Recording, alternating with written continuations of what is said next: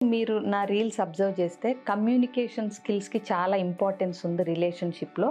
అసలు మాట్లాడటం, కమ్యూనికేట్ చేయటం తెలిస్తే హాఫ్ ఆఫ్ ద ప్రాబ్లమ్స్ ఉండవు, సగానికి సగం ప్రాబ్లమ్స్ ఉండవని చెప్తూ ఉంటాను.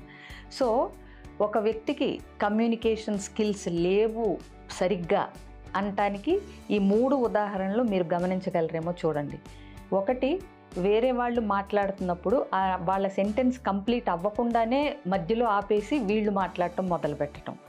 2, అవసరం లేని అనవసరమైన విషయాల్లోకి ఎక్కడెక్కడికో డ్రిఫ్ట్ అయిపోవటం, ఎక్కువ డీటెయిల్స్ ఇచ్చేయటం, ఎక్కువ ఇన్ఫర్మేషన్ ఇచ్చేయాలని చూడటం, ఇలాంటివి చేస్తూ ఉంటారు.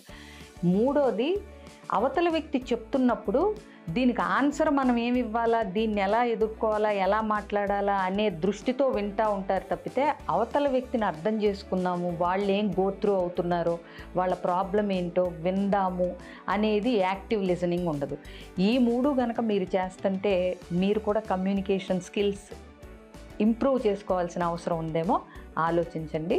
ఇలాంటి వ్యక్తులు మీకు తెలిస్తే కనుక కామెంట్ చేయండి. అలాగే మళ్ళీ ఈ వీడియోస్ చూడాలి అని అనుకుంటే మాత్రం ఫాలో అవ్వక తప్పదండి.